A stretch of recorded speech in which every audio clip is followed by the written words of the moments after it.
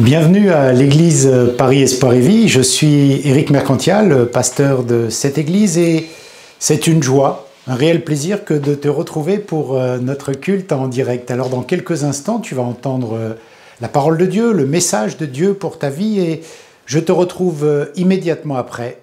Alors à tout de suite, à très vite. Vous souvenez-vous de vos premiers jours dans la foi? Oui? Non? Ces moments extraordinaires où on était en fait sur le toit du monde. On avait l'impression que rien ne pouvait nous arriver, que Jésus-Christ répondait absolument à toutes nos prières à une vitesse vertigineuse, et on était vraiment fort, très fort. On avait cette assurance, ce zèle, cette audace que toutes nos prières allaient être répondues. On avait une joie extraordinaire. Si on avait pu, on aurait parlé à la porte de notre maison de Jésus-Christ, à nos voisins, à notre chien, aux plantes vertes, à tout le monde, parce qu'on était remplis de zèle et on avait vraiment cette impression que rien ne pouvait nous résister et que Jésus-Christ serait toujours là à nous entendre et à nous écouter. Et puis, il s'ensuit généralement une période un petit peu plus difficile, une période un petit peu plus compliquée où les choses semblent changer. Vous savez, c'est un peu comme... par exemple, quand nous étions à l'école, pour les plus anciens, les plus jeunes qui y sont encore, tant mieux, vous allez comprendre l'exemple. Vous avez toute l'année un professeur à qui vous posez des questions, vous lui demandez des réponses sur des sujets qui vous interpellent, et il vous répond bien volontiers, il est là, il vous donne les réponses et tout. Et puis un jour, vous êtes en examen. Et ce même prof, moi je me rappelle quand j'ai passé des examens, mon prof surveillait la classe. Et en fait, il n'avait plus le droit de nous parler, nous n'avions plus le droit de nous parler. Ce même prof qui nous donnait toute l'année des réponses aux questions que nous lui posions, le jour de l'examen, il était muet. Silence total. Nous ne pouvions plus lui parler. Nous étions seuls. Pendant ce moment, il fallait que nous puissions nous-mêmes répondre aux choses. Et c'est un peu une période que l'on vit avec le Seigneur aussi, quand il y a des moments, après notre conversion, après les premiers pas dans la foi, où le Seigneur, semble ne pas entendre, semble ne pas répondre. Alors, que s'est-il passé? Est-ce que Dieu a changé? Est-ce que j'ai changé? Mon frère, ma sœur, Dieu n'a pas changé. Dieu n'a pas changé. C'est nous qui avons peut-être changé, qui avons vécu les choses différemment, au point peut-être, de même remettre certaines choses en question. Parce que comme on n'a pas de réponse aussi vite qu'avant, comme ça ne marche plus exactement comme avant, on peut même peut-être remettre des choses en question. Alors, que s'est-il passé? Est-ce que Dieu a changé? Dieu n'a pas changé. Il y a simplement quelque chose de nouveau, c'est que si la maison est vide, si la maison est vide, c'est que le voleur est passé. C'est que je me suis fait voler quelque chose. La Bible nous dit que nous sommes devenus lents à comprendre, alors que nous devrions être des maîtres. Nous en sommes encore au stade d'enfant, au stade du lait, alors que nous devrions consommer une nourriture solide. Que s'est-il passé? Nous nous sommes fait voler. Nous nous sommes fait voler des choses, le voleur est passé, et Jésus, par anticipation, nous parle de cela. Jésus, par anticipation, nous prévient. Le Seigneur Jésus-Christ nous amène sur ce problème. Je vais partager 2 versets avec vous qui sous-tendent ça. En fait, dans Jean, au chapitre 10 et au verset 10, le Seigneur Jésus-Christ, la parole de Dieu nous dit « Le voleur ne vient que pour voler et détruire. Moi, je suis venu pour que les brebis aient la vie et qu'elle l'ait en abondance. » Jésus-Christ est en train de nous dire, attention, il y aura un voleur qui va venir te voler ton héritage, qui va venir piller ta maison, qui va venir te voler tes promesses, qui va venir te voler ta joie, qui va venir te voler ta paix, qui va venir te voler tout ce dont tu as besoin pour persévérer dans la foi. Il y a un voleur qui vient pour voler, mais la parole de Dieu va beaucoup plus loin que ça. Il vient pour voler, il vient pour tuer, il vient pour détruire, il vient pour égorger. Et mon ami, j'ai pas une bonne nouvelle pour toi ce matin pour commencer, c'est que le diable veut te tuer, le diable veut t'égorger, le diable veut te détruire, le diable veut te voler ton héritage. Et ça, Jésus-Christ nous avait prévenu. Et la parole de Dieu nous dit dans Matthieu, au chapitre 24 et au verset 43, « Sache-le bien, si le maître de la maison savait à quelle heure, à quelle veille de la nuit le voleur doit venir, il veillerait, il ne laisserait pas percer sa maison. » Ça nous donne une information importante aussi, c'est que puisque le voleur vient, et qu'on ne sait pas quand il vient, et puisqu'il vient pour nous tuer, puisqu'il vient pour nous égorger, nous devons veiller. Nous sommes prévenus, Jésus-Christ nous a prévenus, il nous dit qu'un voleur est là. Et souvent le thème du voleur est repris dans la parole de Dieu, dans l'Apocalypse. Le Seigneur dit « Je viendrai comme un voleur là où personne, à un moment, à un temps où personne ne s'y attend ». Parce que la Bible nous exhorte à ce moment-là à veiller, à attendre quelque chose qui doit arriver. On ne sait pas quand le voleur vient, on ne sait pas comment il vient, mais on doit toujours être sur nos gardes. Et c'est ce que la parole de Dieu nous enseigne. Ici, il y a 4 informations capitales dans ce que nous venons de voir. Nous ne savons pas quand. Donc, quand on ne sait pas quand une chose arrivera, on doit toujours s'attendre à ce que ce soit maintenant, à être prêt, à être sur nos gardes. Puisque je ne sais pas quand le voleur va venir piller ma maison, je vais être sur mes gardes en permanence. Il faut donc se tenir prêt. Et de plus, nous avons vu, et ça c'est quelque chose que j'aimerais que tu puisses garder en tête, ce voleur, il vient pour te tuer. Il vient pour t'égorger. Il vient pour te détruire. Il ne rigole pas. Mes amis, les choses du diable ne sont pas des choses pour rigoler. Tu as un véritable ennemi. À partir du moment où tu t'es converti, à partir du moment où tu as mis un pied dans la foi, tu as un ennemi qui te veut du mal. Et ça, Jésus nous le dit, attention, le voleur est là. Alors, on ne va pas parler de détruire, d'égorger, on va parler de voleur ce matin. On va continuer cet enseignement sur le combat spirituel au travers du thème du voleur et prendre un nouvel outil qui va venir remplir notre boîte. Restons sur le thème du voleur. Qu'est-ce que ce voleur nous a volé? De quoi pourrait-on parler quand on parle de voleur et de quelque chose qu'il nous a volé? Eh bien, je dirais que d'abord, le voleur, vous avez compris l'analogie avec le diable, nous a volé quelque chose, une chose à laquelle nous avons droit. Je m'explique.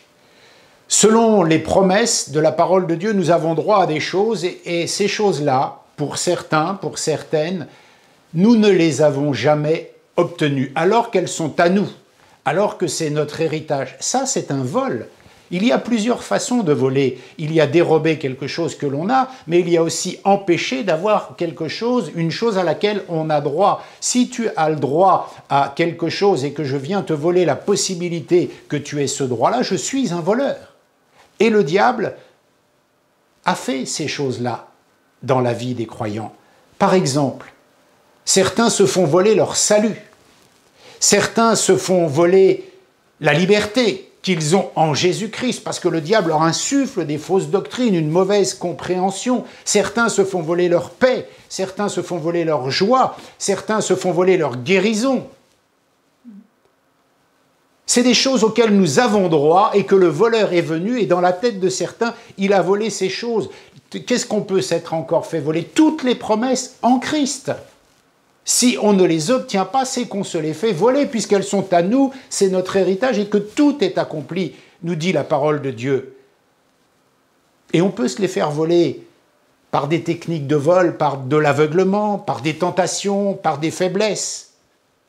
Mais quelle que soit la manière dont le diable nous a volé ces choses-là, nous nous sommes fait subtiliser quelque chose. Nous nous sommes fait subtiliser une chose à laquelle nous avions droit. Mais on peut se faire voler quelque chose que l'on a déjà, c'est-à-dire que tu es peut-être rentré dans quelque chose qui est à toi et tu l'as obtenu, mais qu'avec le temps, tu as perdu à cause de lassitude, à cause de manque de persévérance, à cause de difficultés. Tu peux avoir perdu avec le temps, je ne sais pas, la passion des âmes.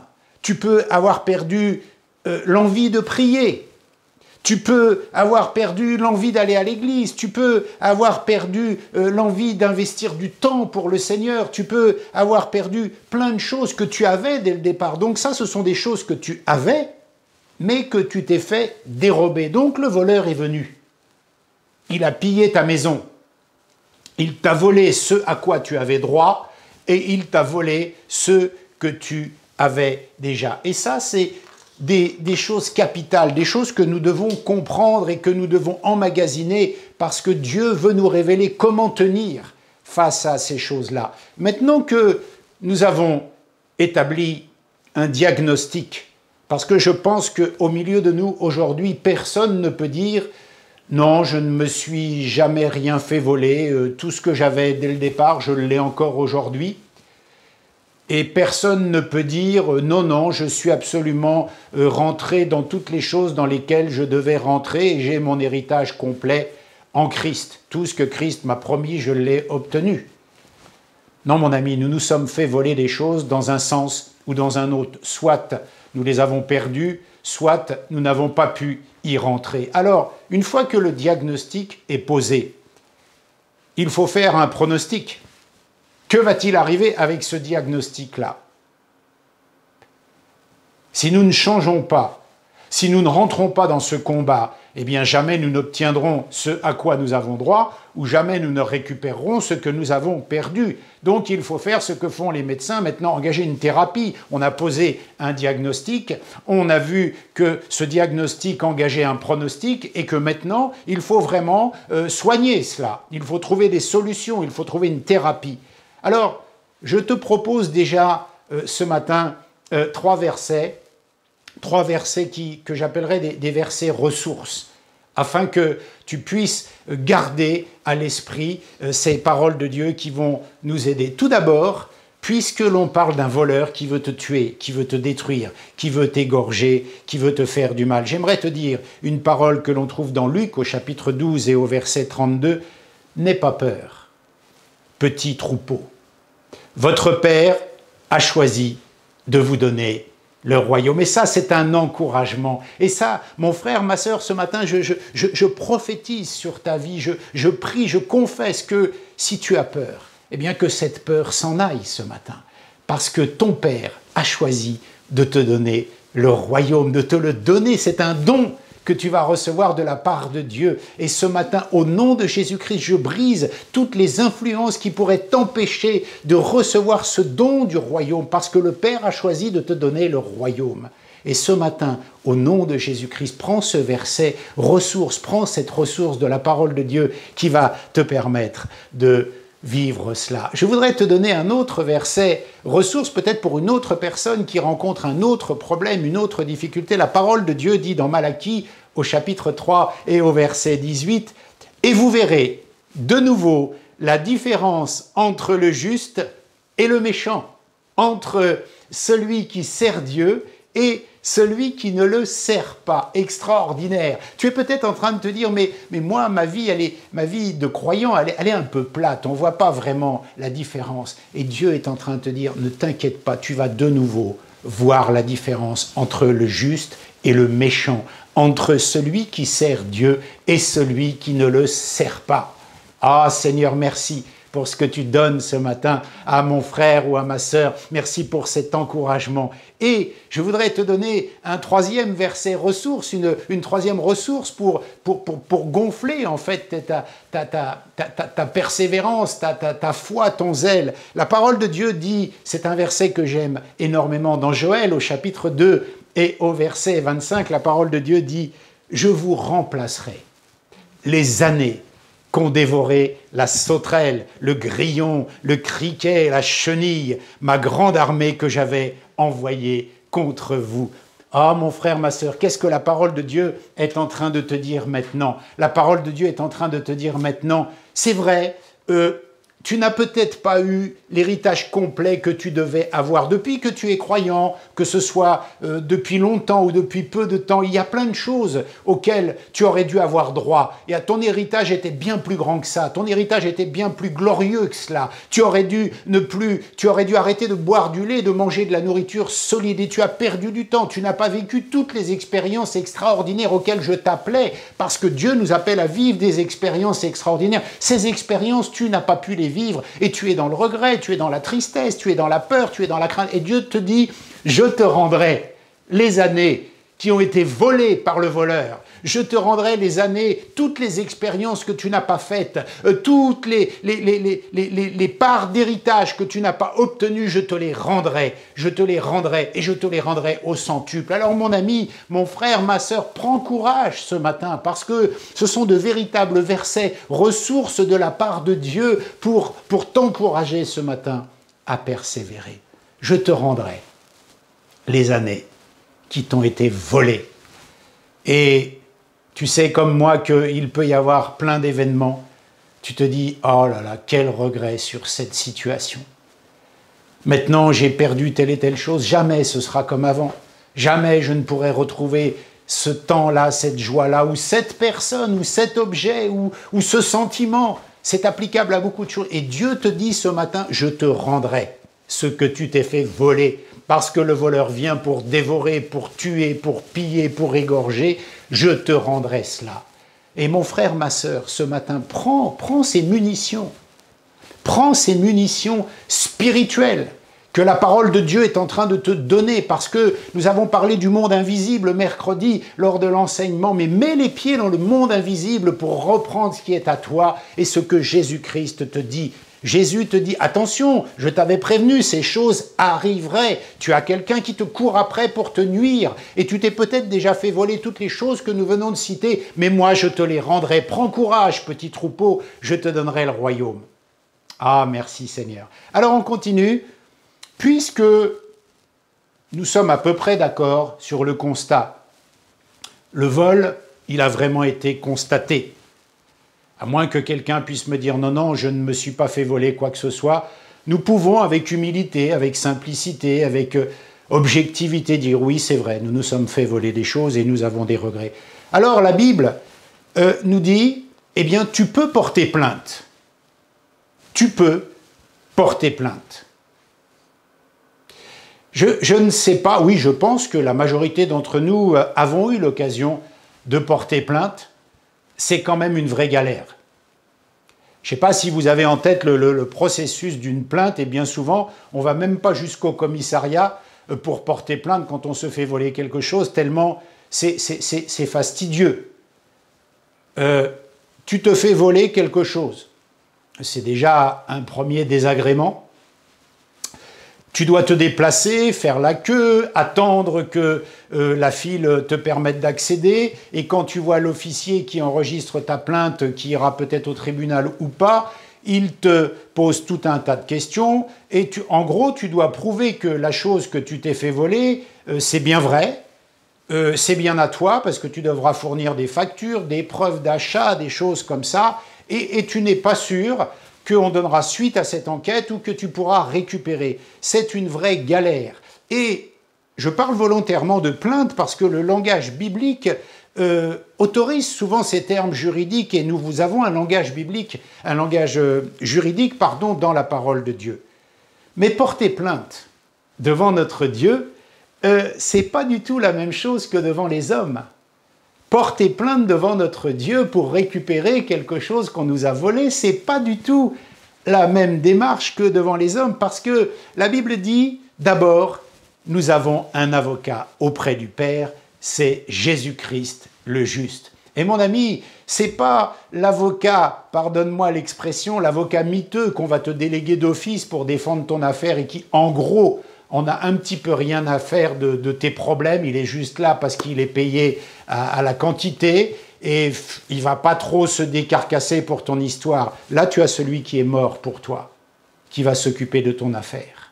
Jésus-Christ, le juste. 1 Jean chapitre 2, verset 1 Jean 2 nous dit que Jésus-Christ est notre avocat auprès du Père. Mais Là aussi, nous devons être attentifs, et sois bien attentif, dans cette plainte que tu portes auprès de Dieu pour faire valoir ta cause et pour laquelle tu as un avocat puissant, Jésus-Christ. La Bible nous dit que le voleur s'y trouve aussi. Le voleur plaide aussi sa cause contre toi devant Dieu. Comment ça? Job chapitre 1 verset 6, « Les fils de Dieu vinrent un jour se présenter devant l'Éternel et Satan vint aussi au milieu d'eux. » Satan se trouve devant Dieu et plaide contre. Nous avons dans Jude chapitre 1 verset 9 aussi, quand il se dispute le corps de Moïse, et le voleur plaide lui aussi sa cause. Et c'est Jésus lui-même qui nous confirme cela quand il dit « Satan vous a réclamé pour vous cribler comme du froment. » À qui il t'a réclamé, Satan?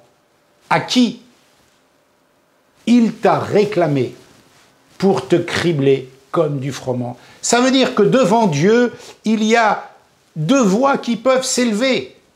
La tienne, mais celle de Satan qui te réclame pour te cribler comme du froment, dit la parole de Dieu. Tu es en guerre, il veut te tuer. Et il a déjà, nous l'avons vu dans la première partie de ce message, réussi certainement pas mal de petites choses sur l'héritage qui est le nôtre et sur les promesses. Devant Dieu, il y a deux plaintes.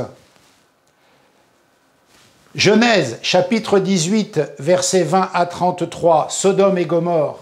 La plainte de cette ville montre qu'on monte vers l'Éternel. Ça, c'est la voie du mal, la voie de l'ennemi, les choses horribles qui sont en train de s'accomplir. Et il y a l'intercession d'Abraham qui vient combattre cette plainte qui monte devant Dieu. Il y a deux voix qui s'élèvent devant Dieu. Et mon ami, il faut bien comprendre que Satan nous a réclamé pour nous cribler comme du froment. Ça veut dire quoi? Ça veut dire que nous avons quand même intérêt à avoir une revendication légale, à avoir une revendication juste, une revendication fondée. C'est-à-dire que quand on vient dans ce tribunal pour défendre notre cause, pour dire oui, c'est à moi, j'y ai droit, on m'a volé ça, c'était mon héritage, c'était ma promesse. Seigneur, tu vois, il m'a volé cette promesse de joie, il m'a volé cette promesse de paix, etc. Il faut que tu apportes dans un tribunal de la vie normale la preuve légale que la chose t'appartient bien. Et devant Dieu, c'est différent. Parce que la preuve qu'une chose nous appartient, c'est vraiment pas difficile à apporter. C'est en Jésus-Christ. C'est en Jésus-Christ. Nous n'avons pas à prouver que c'est à nous. Nous n'avons pas à prouver que c'est à nous. Il nous l'a donné. La parole de Dieu dit que notre fondement devant Dieu est légal en Jésus-Christ. C'est quelque chose.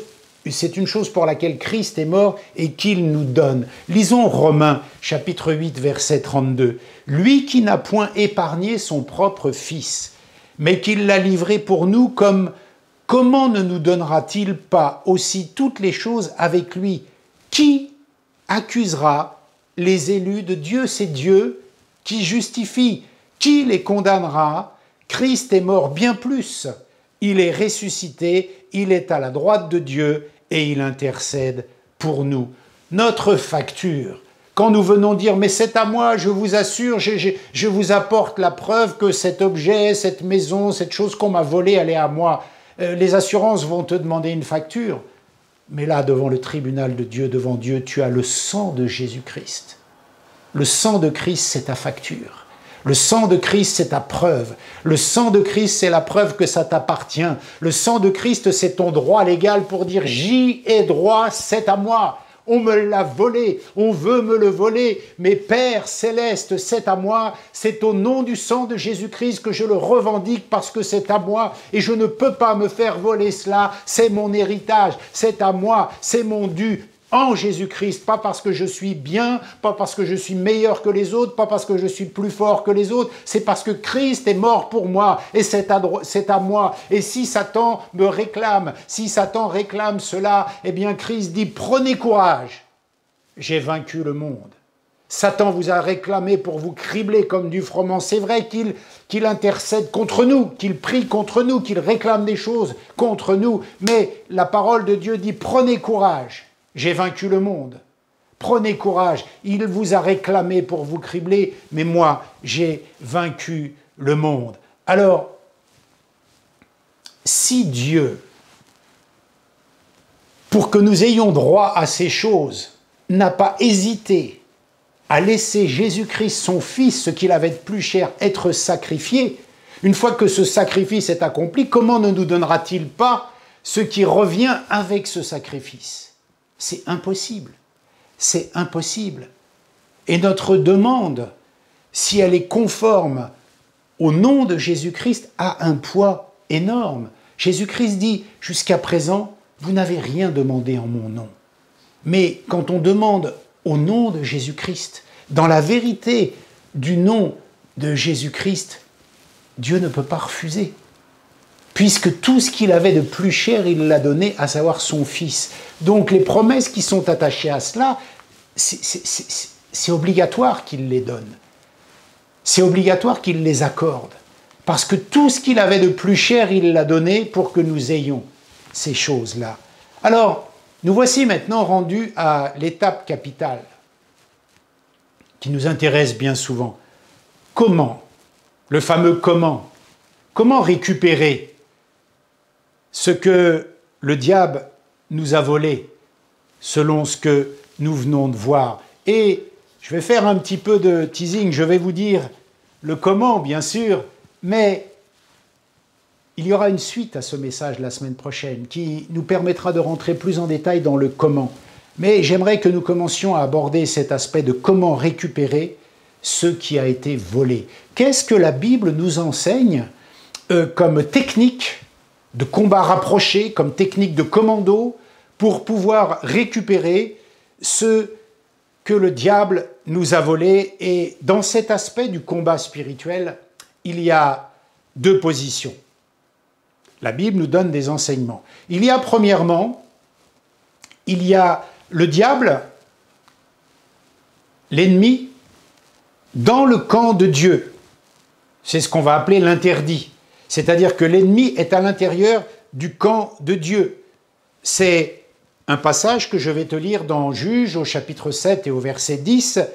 L'Éternel dit à Josué, « Lève-toi, pourquoi restes-tu ainsi couché sur ton visage? Israël a péché, ils ont transgressé mon alliance que je leur ai prescrite. Ils ont pris les choses dévouées par interdit, ils les ont dérobées et les ont dissimulées, et ils les ont cachées dans leurs bagages. Aussi les enfants d'Israël ne peuvent-ils résister à leurs ennemis, ils tourneront le dos devant leurs ennemis, car ils sont sous l'interdit, ils sont sous l'interdit. Je ne serai plus avec vous si vous ne détruisez pas l'interdit au milieu de vous. Lève-toi, sanctifie le peuple. Tu diras, sanctifiez-vous pour demain, car ainsi parle l'Éternel, le Dieu d'Israël, il y a de l'interdit au milieu de toi, Israël.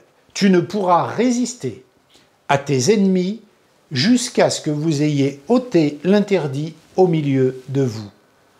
Il y a d'autres passages, les fils de Corée, dans Nombre chapitre 26, verset 10, ou un passage avec Akan, dans Josué chapitre 7, verset 18.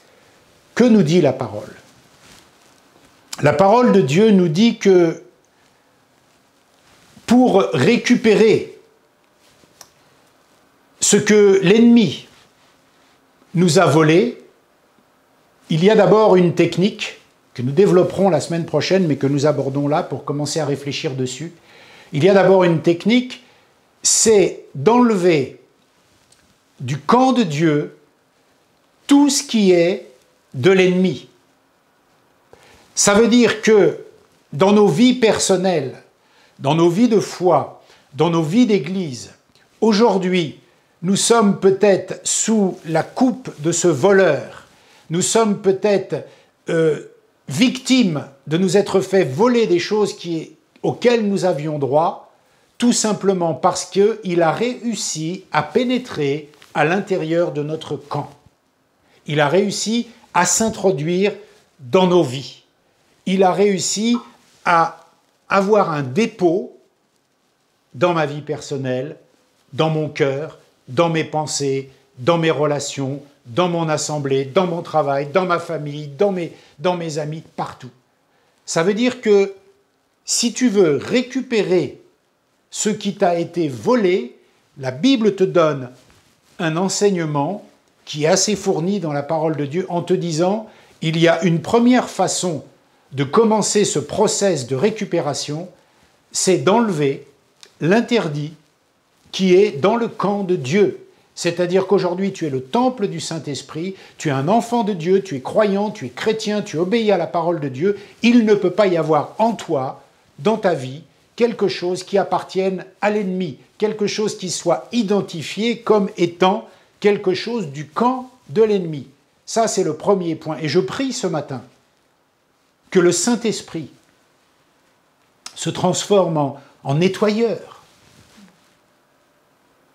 de mes pensées, se transforme en nettoyeur, pardonnez-moi le mot nettoyeur, c'est pas péjoratif, c'est juste pour illustrer, en nettoyeur de mes pensées, en nettoyeur de ma relation, en nettoyeur de mes relations, en nettoyeur de ma vie de piété, en nettoyeur de mon zèle, de ma persévérance, parce que quelque chose, à l'intérieur de cela, peut appartenir à l'ennemi. Et le camp de l'ennemi est dans le camp de Dieu. Et ça, nous devons le récupérer. Il y a maintenant une autre façon, nous les survolons parce que nous verrons cela en détail la semaine prochaine. Il y a une deuxième possibilité, un deuxième aspect, une autre position dans le combat spirituel, c'est Dieu qui se trouve dans le camp de l'ennemi. C'est l'inverse. C'est Dieu qui se trouve dans le camp de l'ennemi. C'est la victoire. La Bible parle de plusieurs intrusions de Dieu dans le camp de l'ennemi. Là, nous avons quelque chose d'offensif. C'est nous qui devons aller dans le camp de l'ennemi pour récupérer des choses. La Bible parle de plusieurs intrusions. Je vais vous donner quelques références. Nous avons Juges, chapitre 7, verset 9, c'est Gédéon, dans le camp de Madian. Nous avons 1 Samuel, chapitre 14, verset 4, Jonathan qui attaque les Philistins. Et la Bible nous dit que les choses de Dieu ne peuvent pas rester captives dans le camp de l'ennemi. Nous devons aller les extraire, aller les chercher, aller les attraper. Aller dans le camp de l'ennemi, juste pour aider, ça peut être aller chercher des âmes, arracher des âmes que Dieu tient captives. Nous verrons cela plus en détail, comment on peut pénétrer dans le camp de l'ennemi pour récupérer ce qui est à Dieu. Mais voyons déjà ce que la parole de Dieu dit à ce sujet pour comprendre que notre démarche, elle est fondée, que c'est bibliquement que nous avançons dans ce combat. Le chapitre 5 du premier livre de Samuel qui parle de l'arche de Dieu qui se trouve dans le camp de l'ennemi, nous ne pourrons pas tout lire faute de temps, mais l'arche a amené la pagaille dans le camp de l'ennemi à ce moment-là. Et nous voyons que les choses de Dieu ne peuvent pas rester dans le camp de l'ennemi. Et que c'est aussi, selon des exemples de la parole, à nous d'y pénétrer, à nous de les arracher, à nous de les ramener. Ce qui appartient aux croyants de la part de Jésus-Christ ne peut pas rester en possession du voleur. Et cette faute de connaissance va nous faire périr.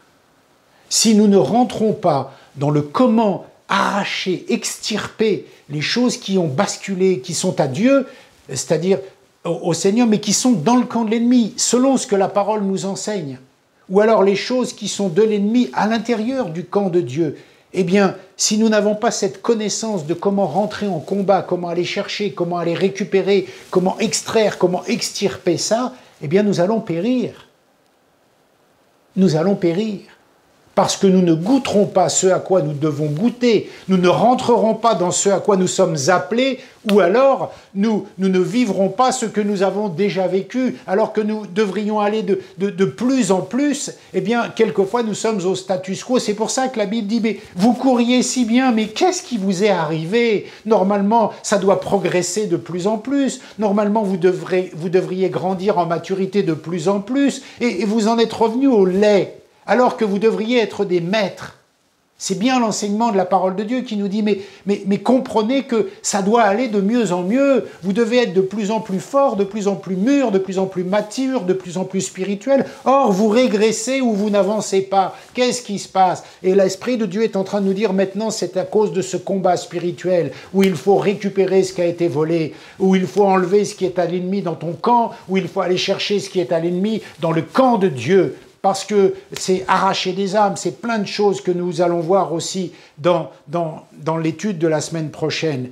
Et cette chose ne peut se faire que si nous ne sommes pas liés par l'interdit. Autrement, Satan va me réclamer et il va me cribler comme du froment. Et mon droit légal ne pourra pas être revendiqué devant Dieu, puisque je ne serai pas au bénéfice de ce à quoi j'ai droit à cause de ma désobéissance. Et là, je ne serai plus fondé, je ne serai plus légal. Mais mes amis, si nous ne sommes pas liés par l'interdit, nous devons pénétrer dans le camp de l'ennemi. Nous devons... Personne ne va pouvoir te dire « Oh, vous savez, l'enquête, elle n'a pas abouti. On n'a pas trouvé. On n'a pas récupéré vos objets. On n'a pas arrêté le voleur. » Ça, c'est pas possible avec Dieu.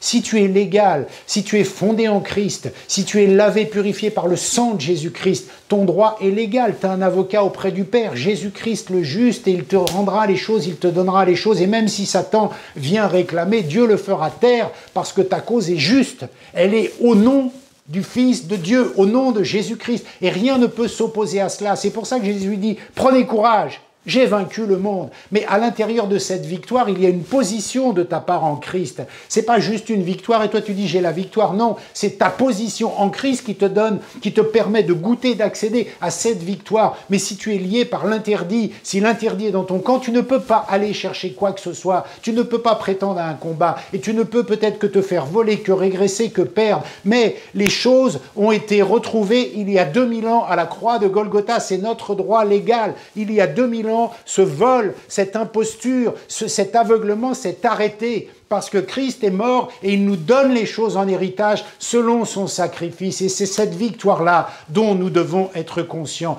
Mais mes amis, une des techniques du diable, c'est de nous voler aussi cette conscience, c'est de nous voler cette réflexion de dire « mais nous avons tout, nous y avons droit et c'est juste et légal ». Et avec le temps, eh bien, nous perdons cette mentalité.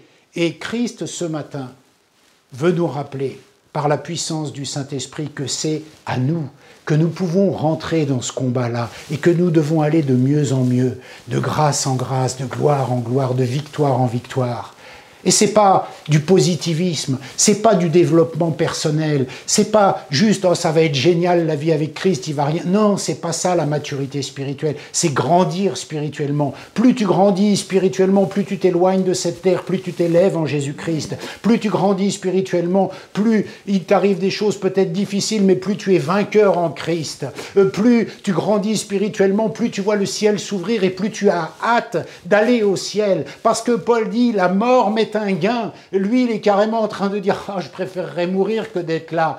C'est Paul, hein, mais nous, c'est difficile. Mais c'est ça la vérité. Et c'est dans cette dimension, dans cette victoire. Mais à l'intérieur de notre pèlerinage sur la terre, il y a des victoires. Il y a des expériences extraordinaires, des expériences glorieuses. Il y a une paix, il y a une joie, il y a une bénédiction, il y a une assurance, il y a une abondance, il y a plein de choses qui ont été acquises il y a 2000 ans. Et ces choses, Dieu nous dit simplement, rentrez dedans, ne vous faites pas voler cet héritage. Mais par contre, quand vous rentrez dedans, soyez légaux, ne soyez pas liés par l'interdit, parce que je ne pourrai pas vous donner les choses si vous ne le faites pas au nom de mon Fils Jésus, selon l'obéissance qui va avec le nom de Jésus-Christ avec l'ampleur de son sacrifice. Je vous ai tout donné. Je vous ai tout donné. Forcément que je vais vous accorder les choses qui découlent de ce don. Autrement, je vous ai donné ce que j'avais de plus cher pour que vous ayez, et comme ce que j'ai de plus cher est mort, je ne vous donnerai pas aujourd'hui. C'est impossible, dit Dieu.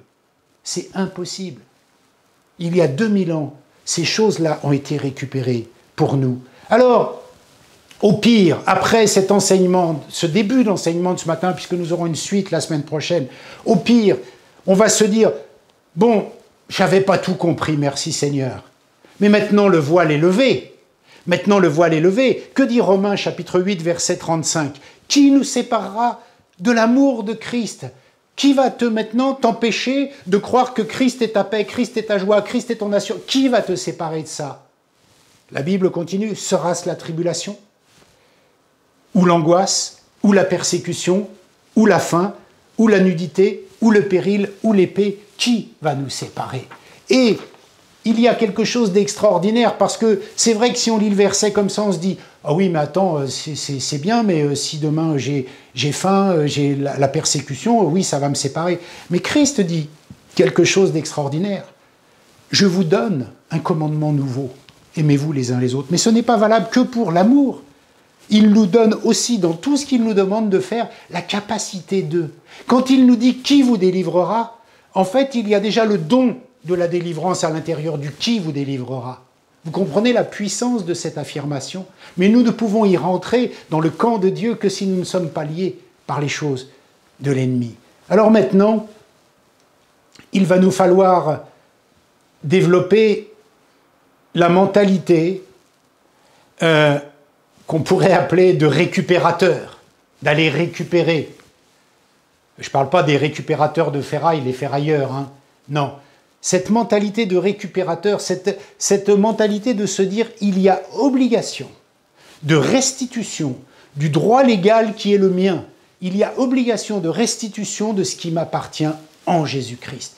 J'y ai droit parce que Christ est mort pour cela. J'y ai droit parce que c'est la victoire de Christ il y a 2000 ans. Et dans la Bible, le principe de restitution se trouve clairement établi.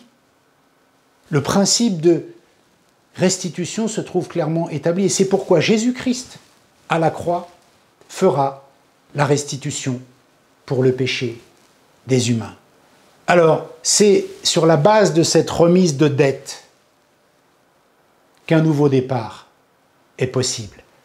La bonne nouvelle, c'est que les temps qui sont devant nous sont des temps de restitution. Les temps qui sont devant nous sont des temps de restitution, parce que Christ nous a déjà restitué tout cela il y a 2000 ans.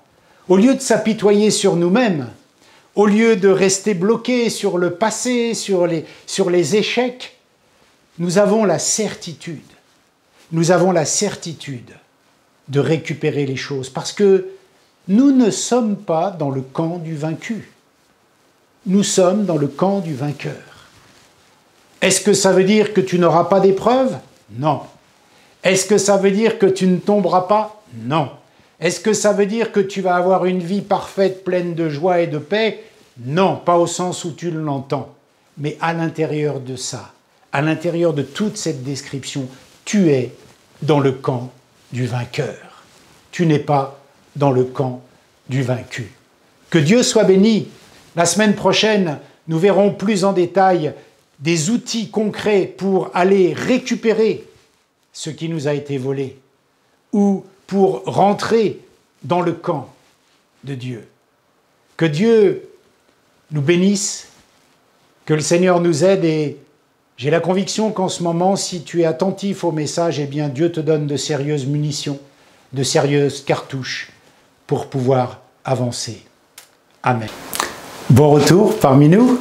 J'espère que tu as été béni par la parole de Dieu, que tu as vécu un instant de communion avec Dieu, et je t'invite à aller encore plus loin avec le Seigneur. Il y a tellement plus pour ta vie.